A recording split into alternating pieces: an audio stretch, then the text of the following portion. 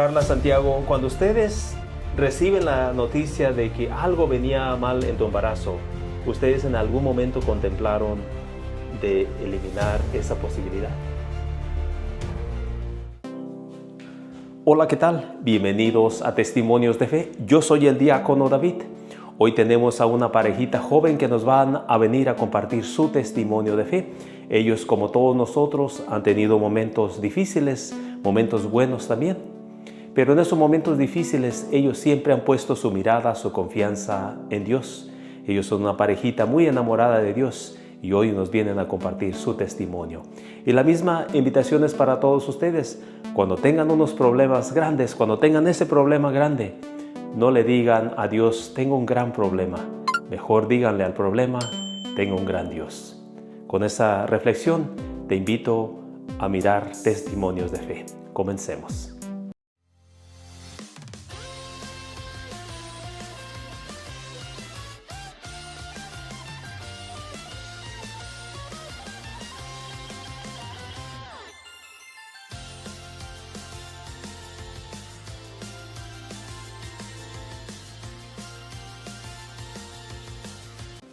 Hola, ¿qué tal? Bienvenidos a Testimonios de Fe. Yo soy el diácono David.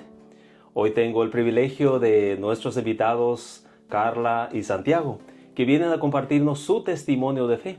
Ellos son unas personas muy entregadas a Dios, enamoradas de Dios. Una pareja joven que hoy nos vienen a compartir su testimonio de fe. Así que es un gran gusto que hayan venido. Carla y Santiago, gracias por tomarse el tiempo de venir aquí a compartir su testimonio de fe. Gracias a usted por invitarnos. Santiago, cuéntame, ¿de dónde eres tú? Yo, diácono David, vengo de un pueblo de Sinaloa, cerca de Mazatlán, pero ese pueblo se llama Los Pozos y pertenece al municipio de Rosario. Y pues ahí me tocó crecer, crecer con una familia, puedo decir, muy grande, una familia muy grande, y simplemente en el barrio, se puede decir en el barrio donde yo crecí, éramos pura familia, eran primos, eran ya como los otros que no eran parte como familia, pues no mirábamos como familia. Sabes que un pueblo muy pequeño se mira como familia porque todos se conocen, pero vengo de ahí. Pues mandamos un saludo a todos los que son de Sinaloa. Es un estado que ha tenido bastantes complicaciones, pero seguimos en oración por todos ellos. Carla, ¿tú de qué parte del mundo eres? Yo nací en Manzanillo, Colima. Ahí crecí. Es el estado más pequeño, Colima, y ahí crecí parte de mi infancia. Muy bien. ¿Y ustedes a qué se dedican? ¿En qué trabajan? Bueno, mira, yo he tenido varios trabajos, pero que se podría decir que he estado pues trabajando por buen tiempo, solamente 3 trabajos. Y en el que estoy ahorita es mi número 4. Los otros 3 estuve trabajando en guainerías o viniterías, como le puedan decir. Del vino, haciendo el vino. Varios años ahí, muy bendecido que Dios me movió a este trabajo y ha sido de pura bendición los 3, pero me han enseñado bastantes cosas, pero los 3 los he sentido de mucha bendición. Carla, ¿tú a qué te dedicas? Yo actualmente soy ama de casa, estoy en mi casa con mis niños, pero antes de eso yo asistí a la universidad, entonces tengo mi título como psicóloga. Pero ahorita estamos en casa con los niños. Muy bien. Cuénteme un poquito de su infancia de ustedes. ¿Cómo fue su infancia? ¿Cuáles son esos momentos bellos de ustedes? Yo crecí en una familia muy unida. Somos una familia somos muy católicos. Mi mamá fue la que siempre nos guió y nos llevó a mis hermanos y a mí. Y somos 3 hijos, y crecimos también, no solamente lo nuclear, sino ya mis primos, mis tíos, siempre teníamos ciertas tradiciones, entonces éramos una familia súper unida, asistíamos a la iglesia, servíamos entre la familia, porque tuvimos un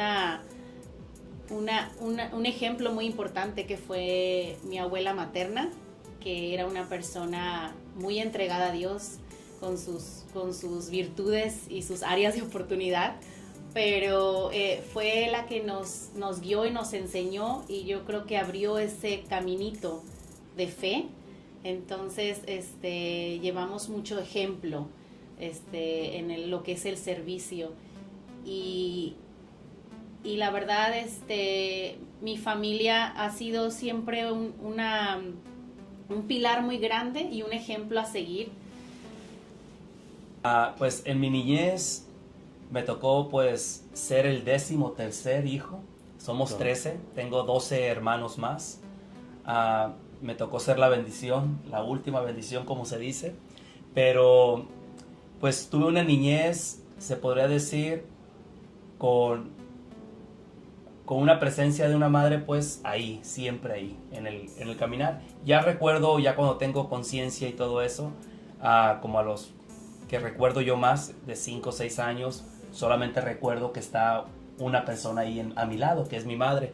¿Por qué? Porque nunca tuve una figura como paterna, porque sabía que había un padre, pero llegaba porque vivíamos en México, me tocó crecer allá hasta mis 19 años, pero todo ese tiempo él venía a Estados Unidos, duraba un tiempo aquí, regresaba solamente para la siembra y todo eso, y duraba un poco, o sea, corto tiempo allá y se regresaba otra vez.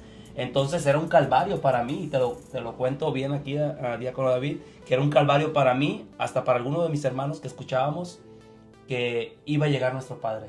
Decíamos, y nos asustábamos y decíamos que no llega, porque teníamos esa figura autoritaria en nuestro hogar, donde se hacía, pues si llegaba el Padre, pues ya actuábamos más por miedo que por obedecer a un padre. Y cuando me toca a mí ir creciendo en esa niñez, pues al no tener esa figura tanto paterna en mi vida, tengo solamente a mi mamá, y recuerdo cuando ella empieza a asistir como a la iglesia, porque aunque éramos católicos o crecimos tanto con el rosario desde chico, todos nos poníamos en el cuarto.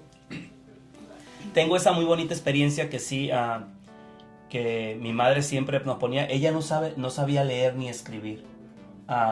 No sabía leer ni escribir, y siempre nos ponía que nosotros meditáramos un rosario. Eran bastantes hijos, pero los que estábamos ahí con ella eran los más chicos, porque también se me olvidó contar que para cuando yo nazco, en el 85, ya algunos de mis hermanos ya estaban acá en Estados Unidos. No me tocó conocerlos a ellos, y cuando yo nazco, o a ellos no les tocó conocerme a mí cuando yo nazco, ¿no? Porque regresan hasta más adelante. Pero para eso, cuando mi madre pues empieza a enseñarnos un poco, que yo tengo conciencia del rosario, porque crecimos así, ella nos ponía, ahora te toca a ti el segundo misterio, pero ella ya se lo sabía de memoria, y pues todo lo leíamos en un librito pequeño que teníamos ahí, y siempre le decíamos, mamá, ya te lo sabes, o sea, ¿por qué quieres atenernos aquí para que nosotros lo recemos contigo? Pero era una parte de enseñarnos, de llevarnos, o sea, esa fe que a lo mejor era una fe muy, se podría decir, muy light, que tenía mi madre a lo mejor, porque no tenía ese conocimiento que a lo mejor hoy podemos adquirir a través de las redes sociales, a través del internet, a través de, por ejemplo, el conocer el catecismo de la Iglesia Católica. Ella no sabía leer ni escribir, pero tuve esa experiencia de ver una sabiduría grande en ella, y siempre voy a hablar maravillas de ella, porque fue el ejemplo más grande que he tenido en mi vida. Cuando también igual léeme este capítulo bíblico de la Biblia, y ya se lo sabía de memoria. Era un salmo que nunca se me va a olvidar, y yo creo que toda la familia lo recordamos, el Salmo 91, y yo creo que siempre ella lo meditaba junto con nosotros. Éramos 5 los que estábamos ahí siempre en ese cuarto, junto con mi madre, 5 los más pequeños. Y algo muy hermoso que tengo, que puedo contar en mi niñez, fue que tuve esa experiencia de tenerle a mi madre hasta mis 27 años, pero también viví con muchas traumas, con muchas carencias también. No quiero contar solamente lo bonito, ¿no? También muchas carencias, principalmente empezando por la falta de una figura paterna, que se necesita tanto para la mujer como para el hombre.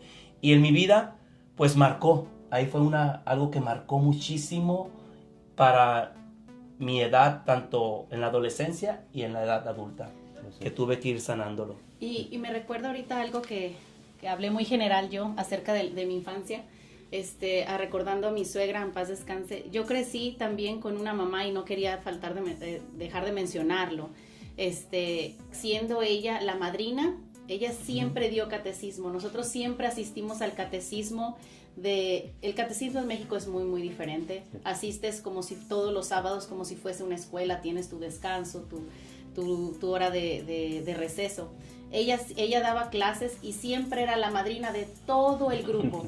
Mi mamá tiene, yo sin exagerar, yo creo que tiene más de 100 ahijados que siempre daba eso y estoy recordando ahorita lo que me está diciendo, lo que está compartiendo mi esposo acerca de su mamá, como ella también marcó su vida en algo positivo, que fue algo que le dejó para él la fe en su niñez.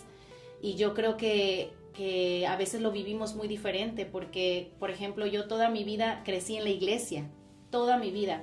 De hecho, mi mamá asistió a clases como de un convento. Eran las madres las que a veces le daban clases. Entonces, yo siempre crecí con eso, pero era más como algo que era mandado, era algo que lo imponían. Sí nos crearon me dejaron esa semillita, pero siempre era en ese tiempo era de, mamá, ¿cuánto va a durar la misa? Yo ya me quiero ir. Mi hermano, a veces asistíamos y ya era más cansancio de nosotros. Entonces me quise meterme aquí porque me acordé a como cuando yo iba a la iglesia de niña y lo que yo viví, que a veces como padres hacemos eso, ¿verdad? Que no es tanto la entrega que ellos quieren tener y darle el ejemplo a sus hijos, que en mi caso yo le doy gracias a mi madre y a mi abuela que fueron las personas que me abrieron y que me dieron la oportunidad de saber más de Dios, que también nos ayuda en un crecimiento para a tomar decisiones y a conocer más de lo que es el bien y el mal. Muchas veces crecemos en ciertos ambientes de infancia, ya sean buenos o no tan buenos, pero cuando llegamos a la adolescencia, como tendemos a rebelarnos, ahora ya somos más independientes. ¿Ustedes en su adolescencia tuvieron momentos difíciles? ¿O cómo fue su adolescencia de ustedes? Yo realmente siempre fui una niña muy, muy dócil, una niña muy obediente. Por lo mismo que crecimos en una familia muy unida, hacia mis tíos nos cuidaban, mis primos, mi abuela en ese entonces yo en lo que era el transcurso de mi niñez a la adolescencia, hasta antes de venir, de hacer un movimiento, de movernos de país, yo me la pasaba en congresos con mi abuela, íbamos, no retiros. En México viven congresos grandes donde asistíamos, donde pasábamos horas. Entonces yo en ese tiempo yo creo que ayudó mucho para mi toma de decisiones, porque aunque no tuve ese estudio o ese ejemplo de unos padres más presentes, porque ellos hacían todo lo posible para que no nos faltara nada. Pero ellos, cada quien iba sufriendo con sus batallas personales, con su matrimonio. Entonces, yo tuve ese transcurso de entrar a la adolescencia, donde fue una niña muy callada, donde todo lo que pensaba, analizaba, me lo quedaba a mí misma. Entonces, yo me cuidaba mucho. Yo era una persona que cuidaba mucho a mis hermanos. Entonces, tuvimos que mudarnos a otro país. Dejamos México y aquí me encuentro donde pues no conozco a nadie, no tengo el idioma al 100%. Gracias a Dios siempre estuvimos en en el colegio donde desde preescolar se nos enseñó inglés, tuvimos expuesto al idioma, pero no tenía yo el idioma fluido. Entonces, yo llego aquí en mi adolescencia, a mis 14 años, y me doy cuenta que existe el mundo, que existe Michoacán, que existe Sinaloa, que existe... A mí me tenían como una burbuja. Yo, la verdad, tuve una infancia... Obviamente hubo situaciones donde tuve problemas, como ahora que ya es muy conocido, de bullying en ciertas personas de mi familia, que hicieron que tuviera una mala relación con mi cuerpo, con la comida, que eso fue una de las batallas que yo he tenido entrando a mi adolescencia, el no aceptar mi cuerpo como algo que es prestado de Dios, que ahora como adulta te das cuenta que todo eso influyó para ahora mismo tener una mala relación con la comida. Entonces yo creo que algo que yo batallé en mi adolescencia siempre fue acerca del peso, acerca de ciertas áreas de tu cuerpo donde no estás a gusto, pero fue algo que se me marcó desde niña, en ese tiempo donde los papás estaban trabajando y tenías que quedarte con ciertas tías o una tía en particular donde ejercía su poder de adulto con comentarios que eran destructivos, que no sabía que iban a dañar llegando a tu adolescencia, porque la adolescencia es una etapa muy importante, porque es donde te defines, donde tú descubres, donde tú exploras. Entonces, si tú vienes con esa relación ya mal acerca de tu cuerpo, es una de las batallas más grandes que yo he tenido. Llego aquí a mis 14 años, ya voy a cumplir 15 años, entonces teníamos que hacer mis 15 años y era un requisito venir al grupo de jóvenes. Y para mí fue algo que fue como un salvavidas. El entrar al grupo de jóvenes me ayudó para conocer más de Dios, el Dios que me habían pintado diferente, el Dios que me habían pintado de un rezo, de tienes que memorizarte esto. Entonces llego aquí al grupo de jóvenes, que quiero mencionar alguien muy importante en mi vida, que es George Ávila, y me empiezo a involucrar más y empiezo a ver que Dios es amor, es respeto. Entonces creo que mi adolescencia la viví en el grupo de jóvenes. Yo me asistí al grupo de jóvenes, a veces no quería salir del grupo de jóvenes, porque ahí es donde me daban ese respeto. Bien, pues mencionas algo muy importante que quisiera pues comentarle a las personas que nos están mirando, de amarse a sí mismo, porque muchas veces nosotros estamos inconformes de mi nariz, de mis ojos, de si estoy bajo, si estoy alto, si estoy un peso de más, pero lo importante es siempre tenemos que amarnos, porque eso es lo que Dios tenemos. Lógicamente tenemos que esforzarnos por vivir una vida más saludable espiritualmente, físicamente, pero tenemos que aceptarnos, porque esa es como la clave para poder seguir y enfocado, que Dios nos ama a pesar de lo que tengamos, ¿no? Y mirar las cosas buenas, ¿no? Y gracias a Dios que tú pudiste encontrarte con este grupo que te pudo marcar y cambiar la dirección en tu vida. Así que, Santiago, ¿cómo fue tu adolescencia? Mira, diácono David, bueno, se tarda mucho la palabra diácono David, ¿verdad? Pero voy a decirlo porque costó, ¿no? Para mí, mi adolescencia, pues ya venía marcada desde niño, por como se dice ahora que dice bullying, ¿no? Fue mucho el poder entrar yo. Ahorita ya lo puedo contar y todo eso, y sí, me da sentimientos aún todavía, pero sí, se marcó mucho en mi vida cuando no hay figuras, tanto que te cuidan, o sea, que sea como papá y mamá, o hermanos mayores, que tú digo, yo me tocó ser el último, ¿no? El último, y pues decía yo quisiera tener un hermano. Y apenas, no hace mucho que lo acabo de descubrir muchas cosas de eso, pero en mi adolescencia no tenía tampoco esa figura de hermandad. No la tenía porque no éramos tan, se podría decir, como separados. Uh-huh. Aunque vivíamos ahí los 5 hermanos, lo más chico porque todos los demás ya estaban casados. no había esa hermandad de estar unidos, como irnos a la escuela juntos. Cada quien buscaba sus parejas. O sea, yo buscaba parejas que iban en mi clase y era una separación. No había un acompañamiento. Chicos de 11 años, 12, solos caminábamos hasta la escuela. Y pues te estoy hablando, la escuela sí estaba un poco retirado porque era de una orilla. Nosotros vivíamos en una orilla del rancho.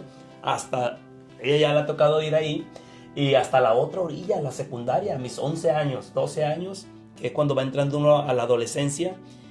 Y pues ya como lo mencioné, venía marcada. Ya venía marcada donde pues, se me hacía bullying y... Ya voy a llorar, yo creo.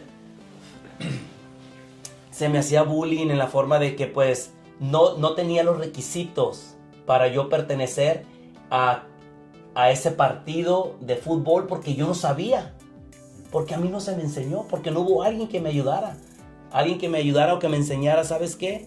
Y no estoy echando, ahorita ya como adulto, no estoy echando la culpa, pero de niño sí, el niño decía, ¿dónde está esa figura que me pudo haber enseñado el hacer deporte? No, y para alguien que no hacía deporte, pues no eres hombrecito, ¿me entiendes? ¿Por qué? Porque ahorita ya lo vemos diferente. Ahorita que ya podemos tener otro panorama, otra vista diferente, se ve diferente todo esto. Pero en aquel entonces no era muy mal visto que un niño no pudiera pegarle al balón, que un niño no pudiera batear bien, que un niño... No, pero no, porque no sabíamos todo esto.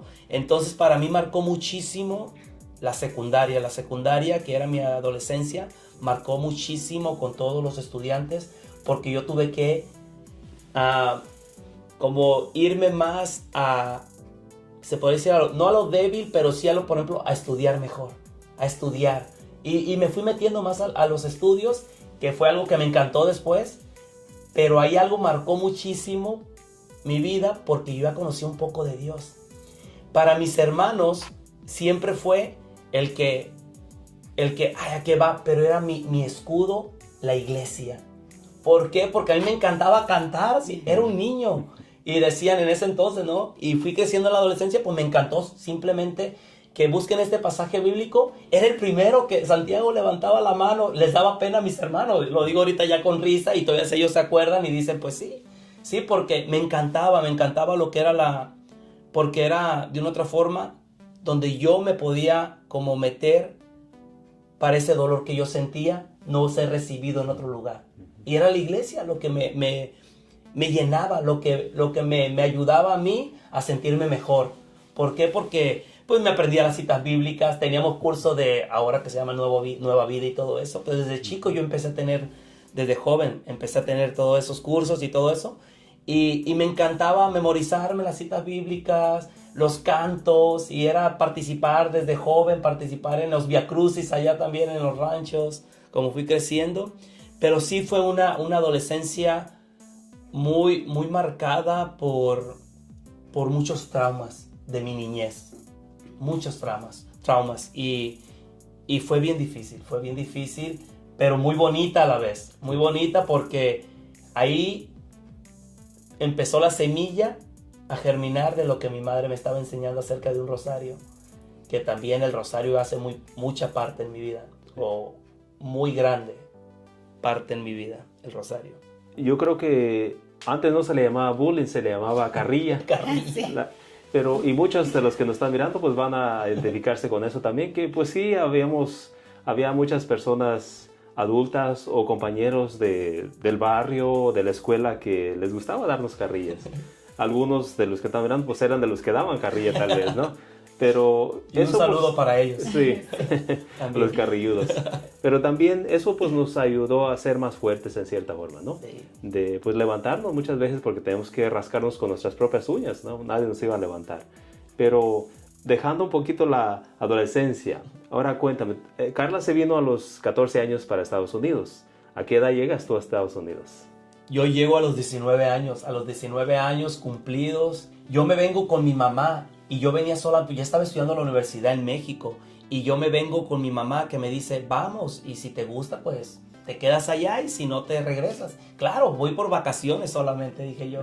Voy por vacaciones y me regreso, que son 2 meses las vacaciones de verano, que le dicen, ¿no?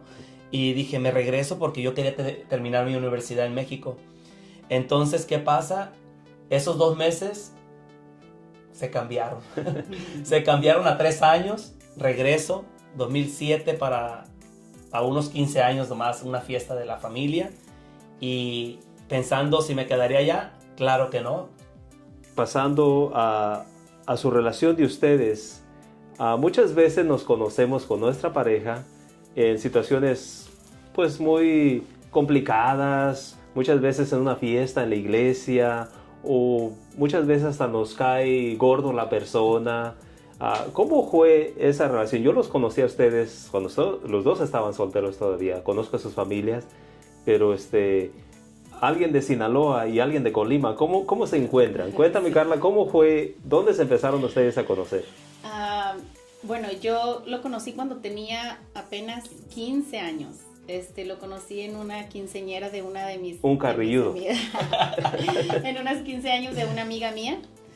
Pero para ese entonces siempre mi papá me llevaba y me recogía. ¿Sabes qué? A esta hora, era muy temprano, yo creo era a las 9, 8, no me acuerdo, pero él me llevaba y él me recogía, mi papá. Entonces, lo conocí ahí. Yo usualmente pues no sabía de banda, no sabía de música, de los gustos que él tenía. Entonces yo estaba con mis amigos y precisamente una prima de él, que era mi tutora en inglés, me lo presentó porque yo estaba bailando y él me dijo que si quería bailar con él. Pues me preguntaste que si quería bailar. Pero yo cuando lo miré, pues para mí fue algo diferente porque yo estaba acostumbrada solamente los niños del colegio. Yo no salía, yo no conocía mucho afuera, pues. Y él llegó y estaba todo de negro con una tejana y yo pues dije, me invitó a bailar y dije, bueno, vamos. Pero le dije, yo no sé bailar porque no conocía esa música en ese entonces. Entonces ahí es donde lo conozco, bailamos, nos pisamos unas 2, 3 canciones y llegó mi papá por mí. Entonces esa fue la primera y ya la última vez que yo lo miré. Mi papá fue por mí y de hecho ese rato yo le dije a mi papá, mira, bailé con él. Lo vio de lejos y ya platicamos en el camino mi papá y yo poquito. Y yo pensé que ya no lo iba a ver porque yo no salía, no tenía acceso a salir, solamente... Como por ejemplo era algo grande, una quinceañera, y vamos a ir y mis papás siempre estuvieron al pendiente de mí. Entonces yo cuando no sabía, yo no conocía de Sinaloa, no conocía, y menos porque yo lo miré a él un poco más grande. Entonces fue donde nos conocimos en unos 15 años. Unos 15 años ahí en Templeton. Sí, no lo olvido tampoco. Fue octubre, siempre me decía ella. Me decía el noviembre, le digo, no, fue octubre, le digo, fue en octubre. Y sí, ahí fue la primera vez que nos vimos, bailamos, como ya mencionó todo eso. Era mi primera vez que usaba tejana. Y eso porque aquí usaban así, yo en mi rancho jamás me puse ni un sombrero ni nada, ¿no? Pero aquí es de que un primo también que andaba con una prima mía. Y él me dice, vamos. Y le dije, claro que sí, y ahí donde la conozco. Como dice, nos pisamos las primeras veces porque pues ella también no conocía de banda, no sabía bailar al principio, que ahorita es mi mejor bailadora. Sí. Y es un agrado en realidad ustedes, a mi esposa y yo cuando vamos a unas fiestas que están ustedes y bailar, en realidad para las personas que no los conocen, ustedes se acoplan muy bien y es un deleite mirarlos bailar a ustedes. Gracias. Especialmente de banda, ¿no? Sí. Que le costó a Carla aprender, sí. Pero se acoplaron muy bien. Pero, ¿cómo fue que siguió esa relación? Tú no salías mucho, se miran en esta quinceañera, pero ¿cómo fue lo que siguió después? Como te había mencionado, su prima de él era mi tutora. Entonces coincidimos, ella estaba en la high school conmigo. Entonces pasó los días y ella me pidió mi número porque dijo que sí le podía pasar el número a su primo. Entonces le dije, oh, ok. Y yo apenas había tenido mis 15 años y yo no tenía ningún acceso a teléfonos y celulares. Entonces como en esos 15 años yo junté dinero y me compré mi propio celular. Y por eso tenía un celular. Entonces esa vez le pasé mi número y ya no supe por, yo creo 1 semana, 2 semanas, hasta que tengo una llamada y me empieza a hablar, me habló por teléfono, pero era muy difícil entenderle porque él hablaba súper rápido. Yo creo que la gente de Sinaloa se va a sentir identificada. La tonada y la velocidad, yo no le podía entender a veces, y más me imagino que se ponía nervioso. Entonces empezamos con llamadas, empezó a hablarme, yo apenas era mi primer año en la high school, yo tenía 15, él tenía 19. Entonces estuvimos hablando y una vez yo lo invité al grupo de jóvenes. Y ahí fue donde nos vimos por primera vez en el grupo de jóvenes con George. Yo le dije, mira, estoy yendo al grupo de jóvenes, si gustas, ven, ahí vamos a estar. Y esa vez fue cuando yo lo invité y yo creo que lo invité de ahí y él ya nunca salió de aquí, de Santa Rosa de Lima, que gracias a Dios.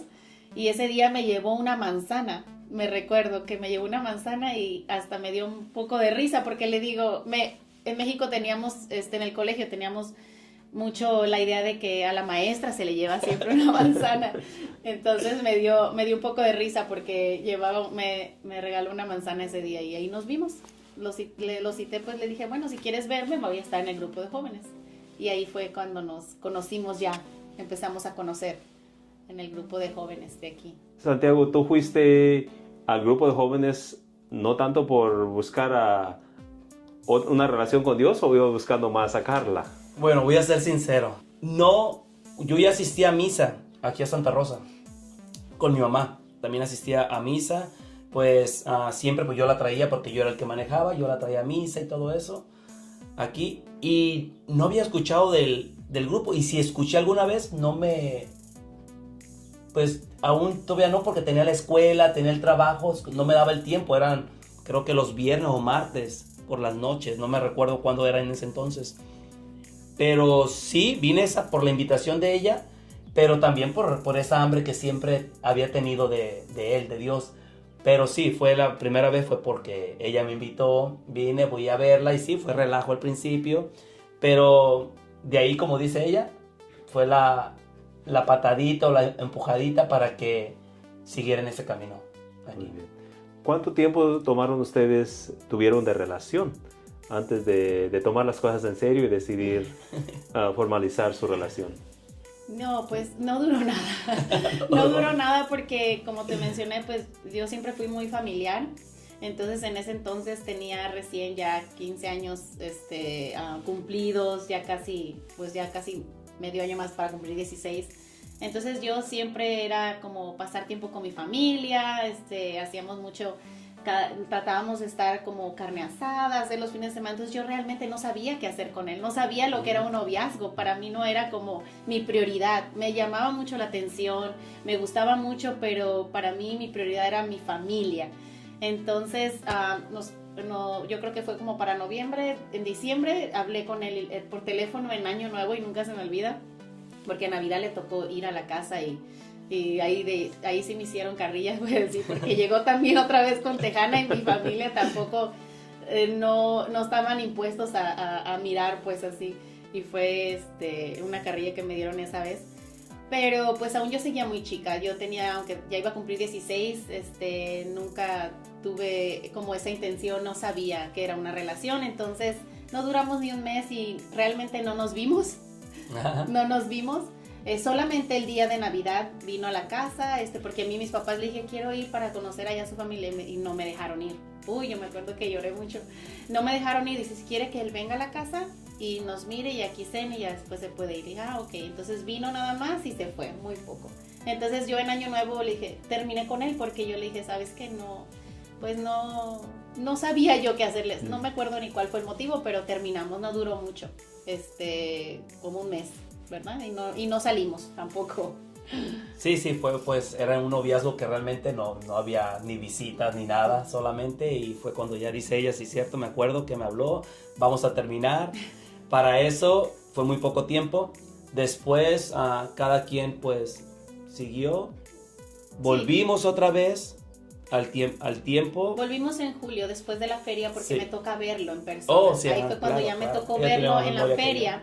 Entonces, días antes yo le había hablado. Siempre la feria es por su cumpleaños de él, entonces yo le hablé antes para felicitarlo en su cumpleaños. Sí me acordé, entonces le hablé y traía esa inquietud. Y fue cuando él me dijo, estoy con mi novia. Entonces ahí fue cuando como que me dio algo a mí. Yo ya tenía cumplido los 16 años, entonces sentí algo y ese día me acuerdo mi mamá limpia casas, entonces estaba limpiando yo una casa un viernes y yo estaba hablando con mi mamá y bien enojada y me dice, pero ¿por qué te enojas si tú lo terminaste? Y ya le decía, sí, pero pues como ya tiene novia y así. Entonces eso fue en julio, su cumpleaños, exactamente el 25, que le habían hecho una fiesta sorpresa a su actualmente novia y ella. Entonces fui yo la primera vez con familia conocida de mis papás, me invitaron a un concierto en la feria de los Tigres del Norte. Y como yo casi no salía, dije, bueno, yo quiero ir. Entonces fui y ahí fue donde yo lo miré con la novia. Y lo miré ese día y al otro día nos volvimos a ver y ya la había terminado. Entonces ya empezamos él y yo a platicar. Ese día pasamos tiempo en la feria y otra vez conectamos en los teléfonos y ahí estuvimos, ¿verdad? Hablando ya, de ahí ya hasta como casi 4 años. Sí, seguimos con la relación y pues terminamos después otra vez y ahora sí ahí terminamos por bastante tiempo.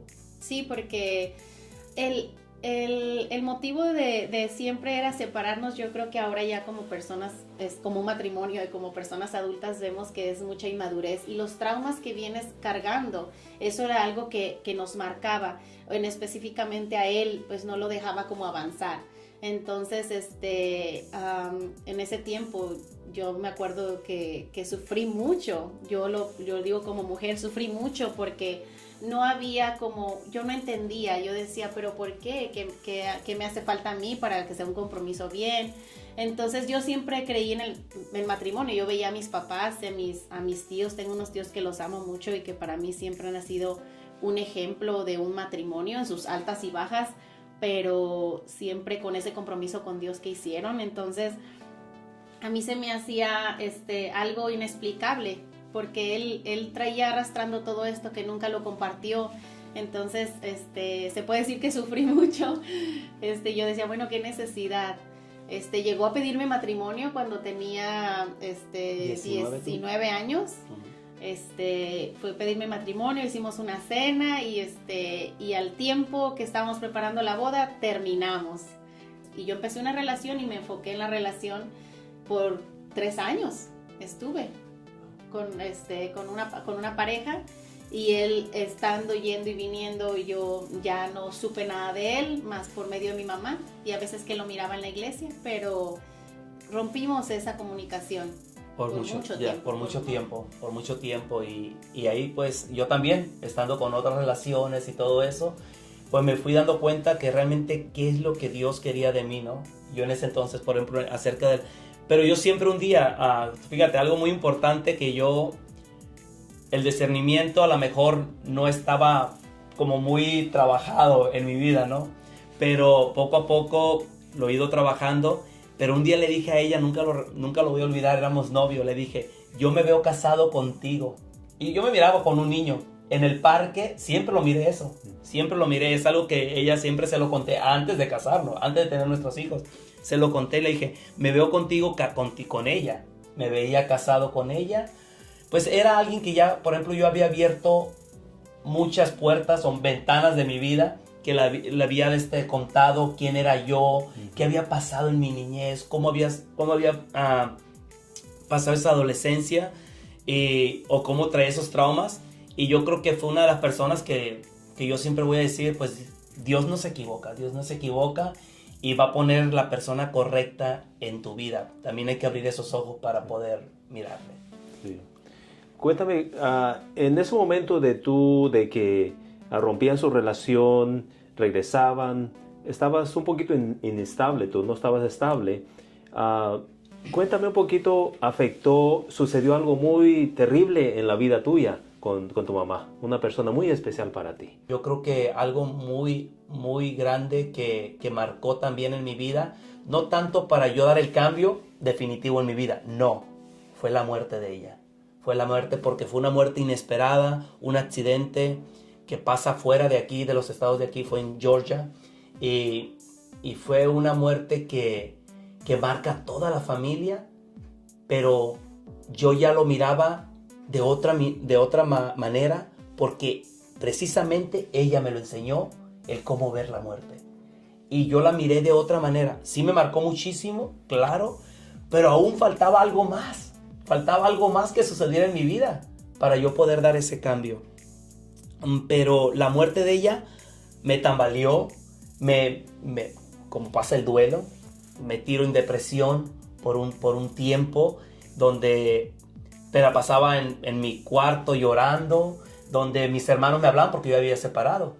Me hablaban mis hermanos porque pensaban ellos que yo iba a hacer algo contra mí. O sea, el quitarme la vida, el pasar algo contra mí.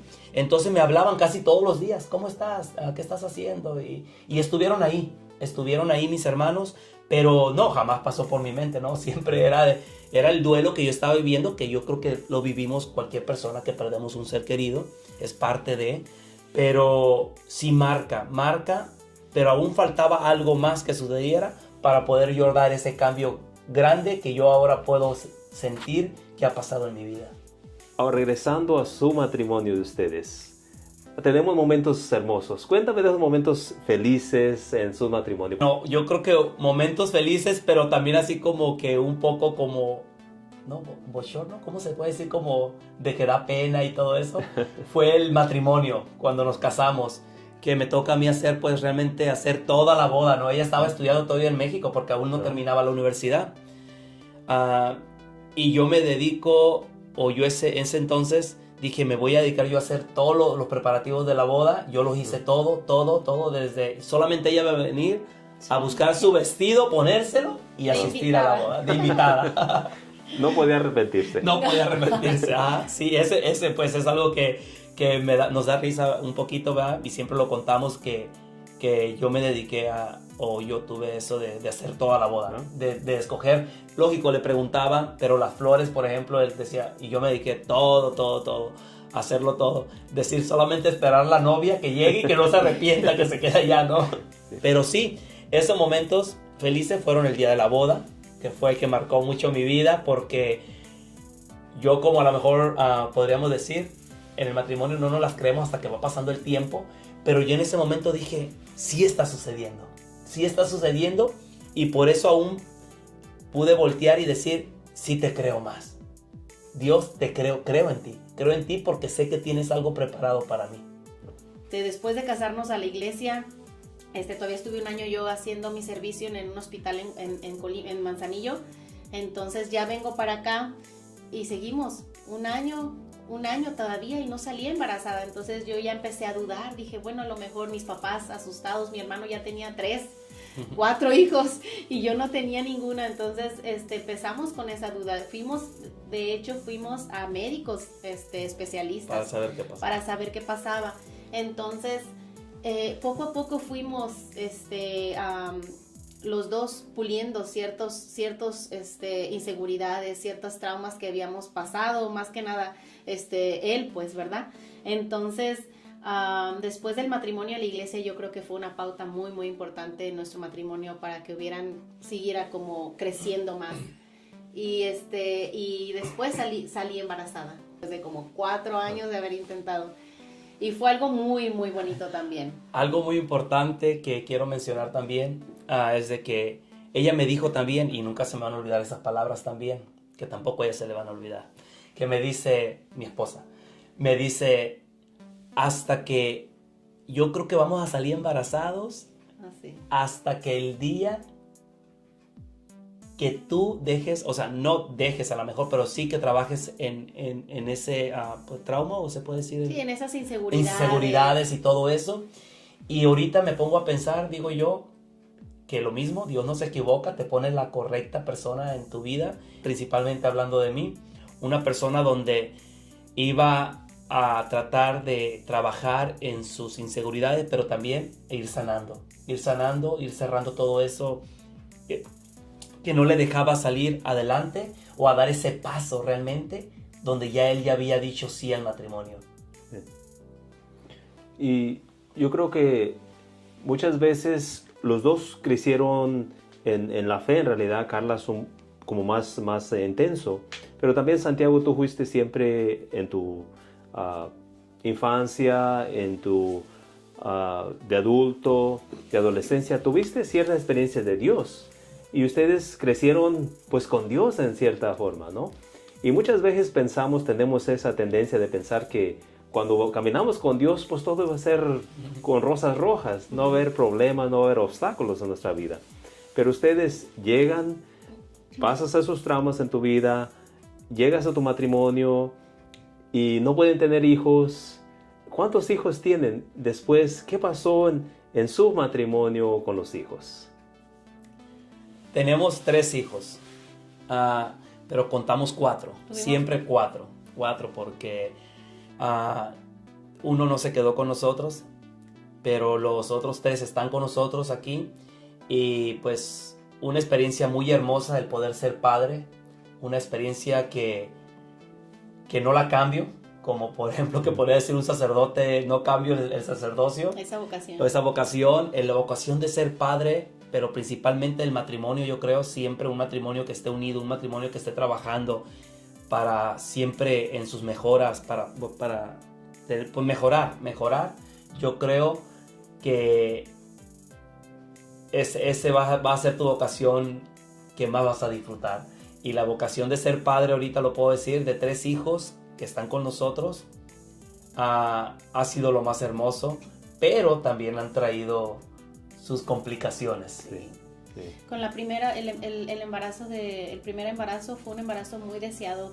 Teníamos tanto amor alrededor. Todos los embarazos han sido así, pero como sabían la historia de que no podíamos salir embarazados con Mara, que es la primera, fue algo muy hermoso, pero también fue muy complicado porque estuve tan delicada que estuve casi al riesgo de morir porque me dio una preeclampsia de posparto. Entonces fue algo muy delicado que nos marcó mucho.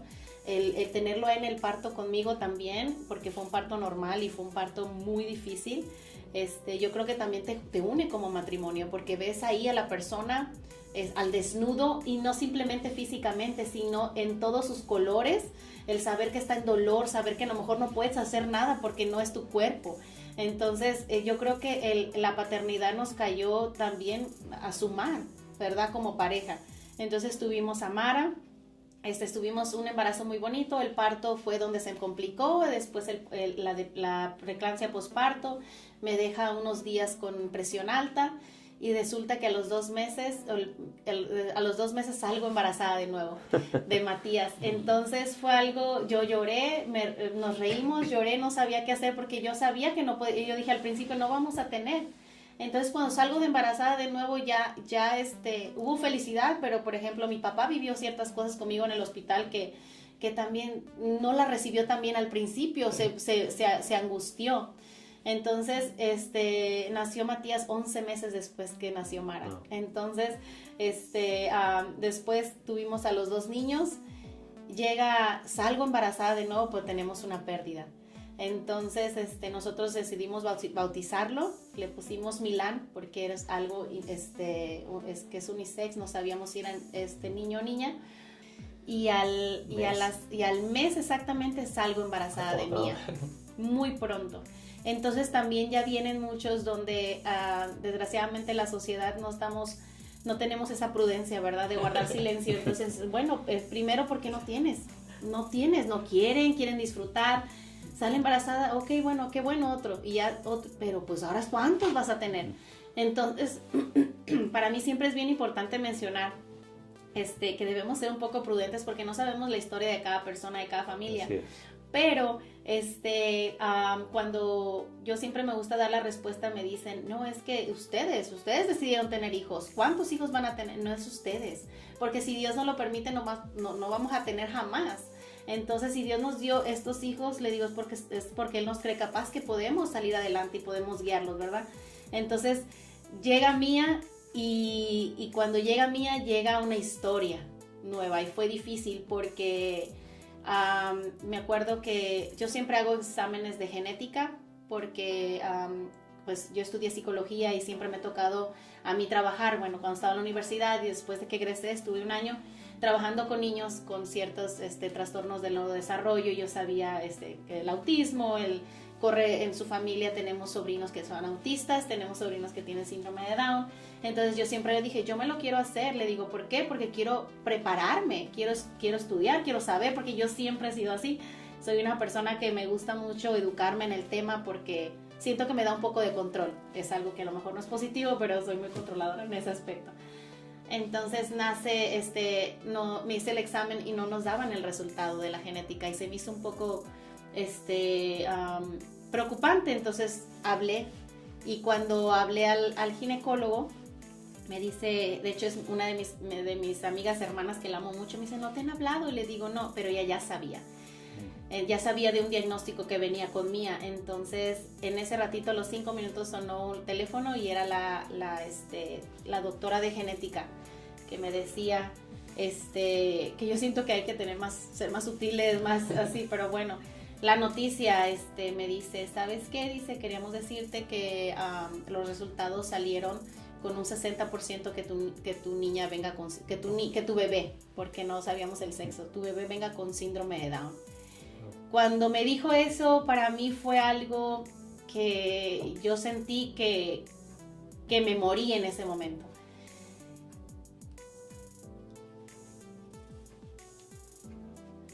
Ese día me acuerdo que estaba sola con los niños.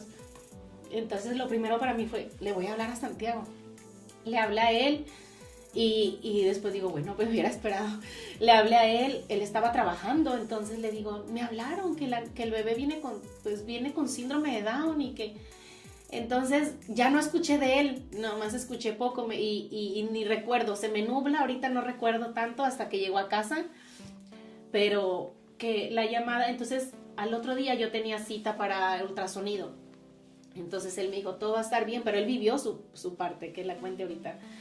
Resulta que al otro día teníamos nuestra cita, empezaron a ver ultrasonido y también otra forma inadecuada de a veces de ejercer nuestra profesión, ¿verdad? Como médico, me dice la especialista, me mandaban con una especialista y me dice, mira, yo estoy viendo que la niña sí tiene muchos rasgos que tiene con síndrome de Down.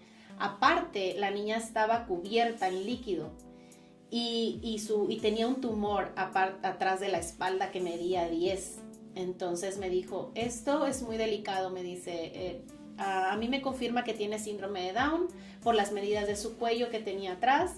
Dice, y aparte está envuelta en líquido y este líquido no lo va a dejar crecer y te puede dar una preeclampsia muy, muy grave donde el líquido sale y se mete a tu cuerpo y te puedes morir.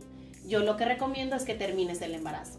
Entonces yo volteé a ver a Santiago, siempre agarrando de mi mano, y me dice, ¿tienes más hijos? Dice, ella no va a avanzar de 12 semanas.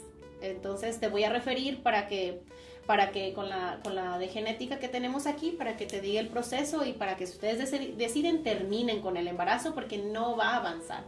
Y ya ella me decía, y si tú decides continuar, lo que va a pasar que si llegas a ciertas semanas, más de las 20 semanas, vas a tener un bebé, vas a dar un bebé sin vida. Entonces, fue mucho para mí en ese momento. ¿Por qué? Porque yo ya conozco, ya teníamos, yo la experiencia de haber trabajado con niños con síndrome de Down, pero más el problema delicado era la salud, que cuando me planteó que yo podía morir, entonces yo pensé en él, pensé en mis hijos, dije, bueno, no quiero tampoco dejarlos. Pero yo lo volteaba a ver a él y él me decía así con la cabeza que no. Entonces fuimos y en ese transcurso, cuando yo miré y volteé a ver la pantalla del ultrasonido, vi cómo Mía estaba dando vueltas y se veía tan sana, se veía bien, la niña estaba reaccionando bien como cualquier otro niño. Entonces, en ese transcurso que caminamos, dije, no vamos a terminar, vamos a seguir. Nos llevaron a un cuarto, nos explicaron y me dice, ¿quieres que te haga un estudio donde para los hijos futuros? Le dije no, porque independientemente, porque me querían hacer de líquido para confirmarlo, le digo, es que no tiene caso, porque si tú me haces el estudio, no importa la respuesta, nosotros vamos a mantener el embarazo. Entonces fue un tiempo muy difícil porque para mí fue un duelo de estar cuestionándome no fue un cuestionamiento ante Dios, pero muy indirecto, nunca como con las palabras directas de decirle a Él, pero sí me cuestionaba yo, o sea, ¿qué voy a hacer? Porque ¿por cómo le voy a hacer? Mi miedo siempre, no quiero dejarle cargas a mis hijos, y a mí me pasa algo que dentro de mi dolor, el no aceptar, el simple hecho que ya habíamos también tenido la experiencia con su sobrino, yo digo, yo no sé qué voy a hacer. Entonces pasaba una semana, otra semana, y la niña iba resolviendo cosas. Cuando me dijeron no va a pasar de las 14, yo a las 14 semanas yo dije, bueno, voy a ir al ultrasonido y ya no va a tener vida.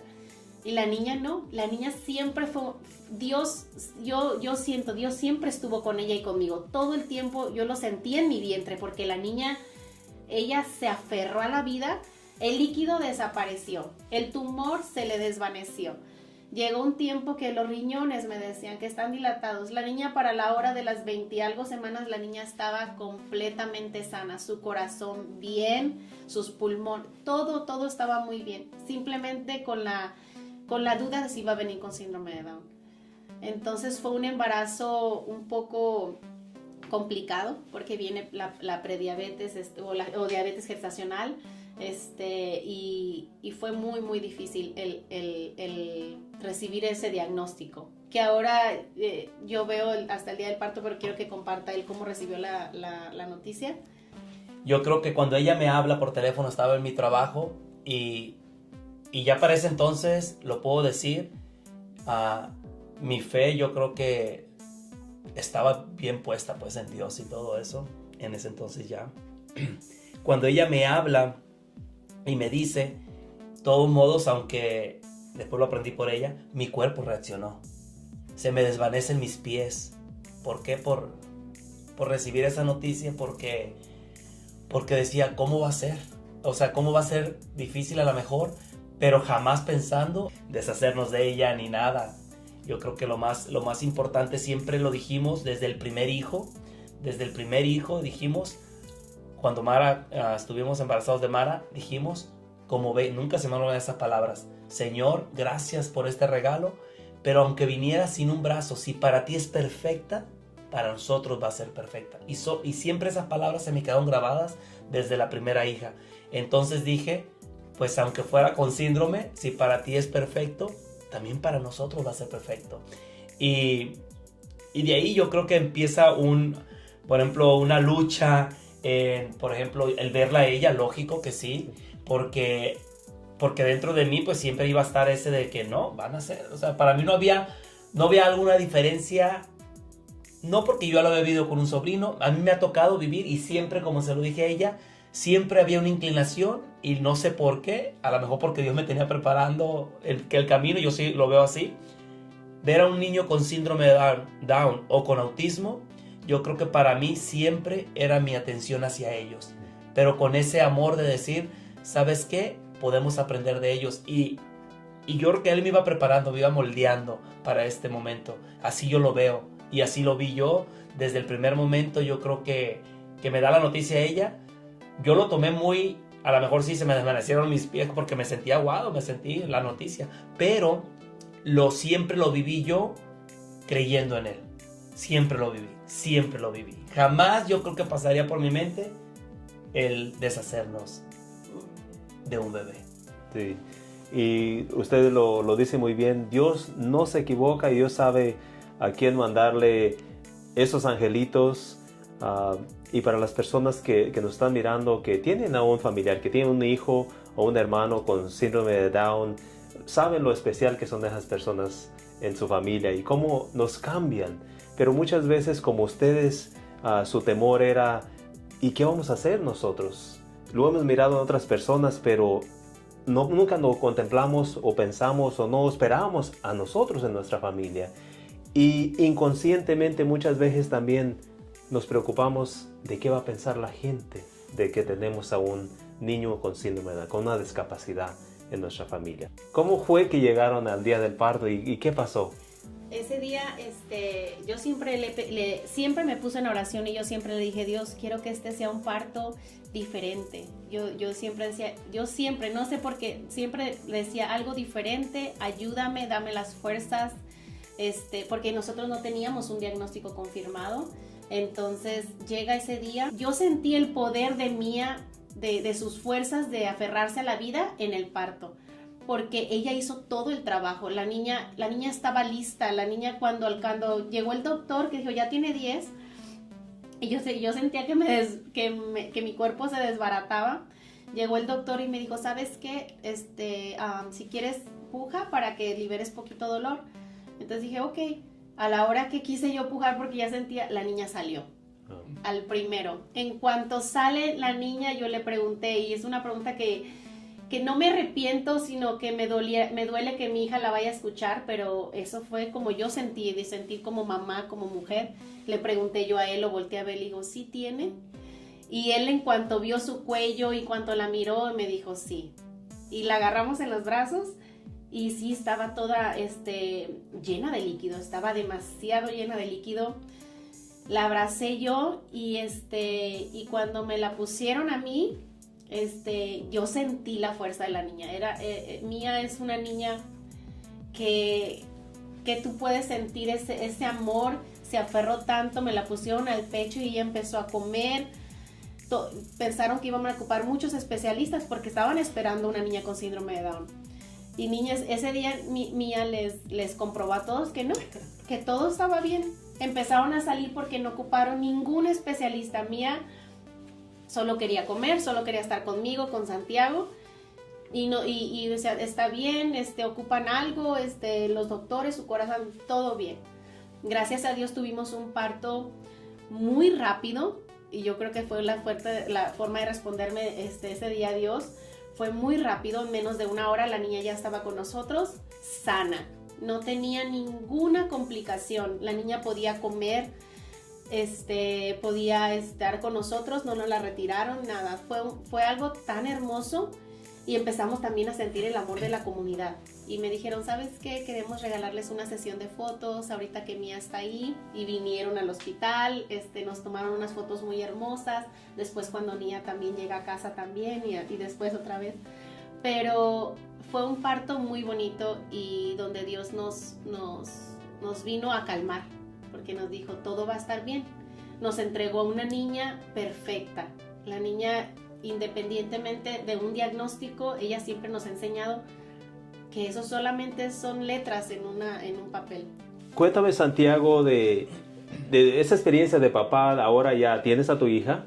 Fíjate que al principio nosotros hablamos con los niños también antes de que naciera Mía, pero cuando ya sabíamos el diagnóstico hablamos con los dos niños explicándoles un poco a la manera de que ellos pudieran entender y todo eso.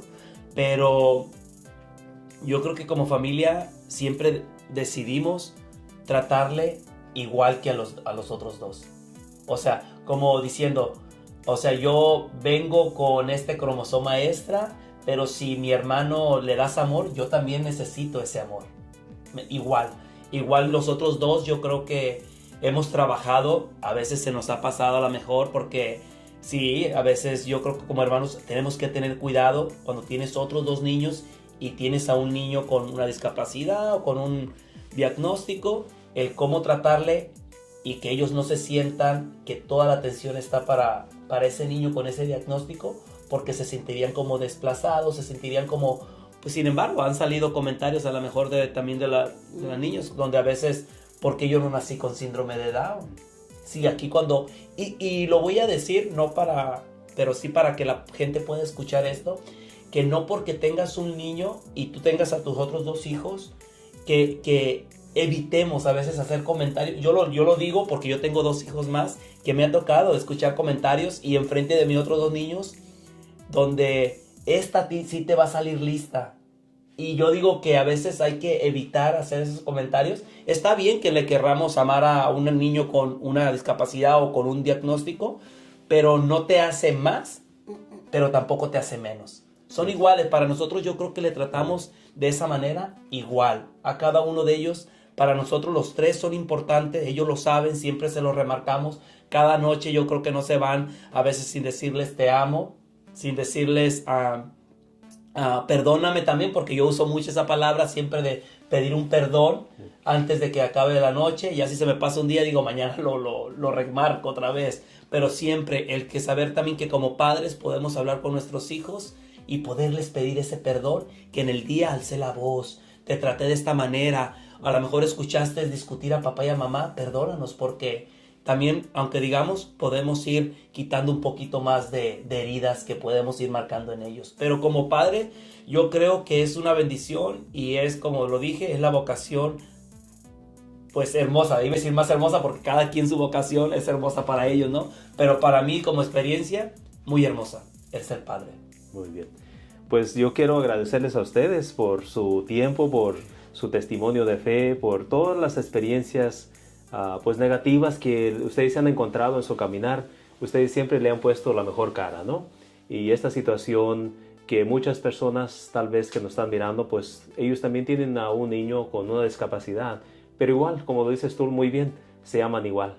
A nosotros y para los ojos de Dios son perfectos, porque Dios, me imagino que Dios anduvo buscando a quién le doy a esta niña y decidió dárselos a ustedes, porque saben que ustedes la van a amar a como Dios la ama, a sus posibilidades de ustedes. Así que yo quiero dar las gracias a ustedes por tomarse el tiempo y venir a compartir con nosotros su testimonio de fe. Algo que quisieran, una invitación, un consejo para terminar a esas personas que tal vez recibieron esa noticia apenas y están contemplando de eliminar a esa vida, de eliminar esa posibilidad como tu hija, que se miraban las cosas complicadas, pero ahora la miran una gran bendición.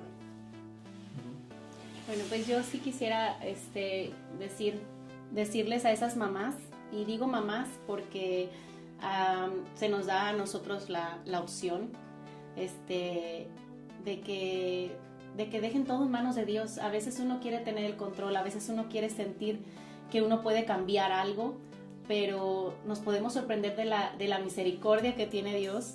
Si Dios decide mandarnos un hijo con alguna discapacidad, es porque sabe que tenemos las herramientas y sabe que tenemos esa fuerza y ese poder que Él nos va a dar a través de Él para que este niño salga adelante. Y yo creo que la clave siempre va a ser el amor y el respeto que puedas tener. Nuestra hija se merece todo el respeto del mundo, igual que los otros dos, y que siempre se aferren a Dios, porque yo creo que Él es el único que nos va a dar las respuestas a través del desarrollo de nuestros hijos, que nos podemos sorprender de su grandeza, y lo vemos nosotros en el testimonio de nuestra hija, que ella ha cumplido cualquier meta que se le ha puesto, cualquier hito del desarrollo ya lo ha sabido sobrepasar. Entonces también les quiero decir que no están solos, que sé que es un caminar muy pesado, pero yo creo que la clave siempre es estar cerca y de la mano de Dios. Amén. Amén, sí, nomás solamente aferrarse a Él. Pues aferrarse porque Él es el que te va a dar las fuerzas, Él es el que te va a dar la fe también para poder, porque solamente por su misericordia vamos a poder salir adelante, sea con cualquiera de tus hijos, tengan o no tengan alguna condición, algún diagnóstico. Yo creo que, y así lo creo, porque lo hemos estado viviendo, que Él tiene la respuesta para todo. Amén. Pues muy bien, pues muchas gracias por su tiempo, gracias por su fe, porque ustedes son una parejita y Dios los ha bendecido, a pesar de que le navegaron al principio, pero Dios les ha dado los hijos que fue su voluntad, y ustedes los han abrazado y los han amado, y gracias por ser unos miembros muy valiosos en nuestra comunidad también. Amén. Así que vamos a terminar testimonios de fe dándoles la bendición. Que Dios, que es bueno y misericordioso y justo, que siempre nos da lo que sabe que nosotros podemos tomar, y agradecerle siempre, los bendiga a ustedes y a sus familias, a hoy y siempre, en el nombre del Padre, del Hijo y del Espíritu Santo. Amén. Nos miramos en el próximo testimonio de fe. Hasta luego.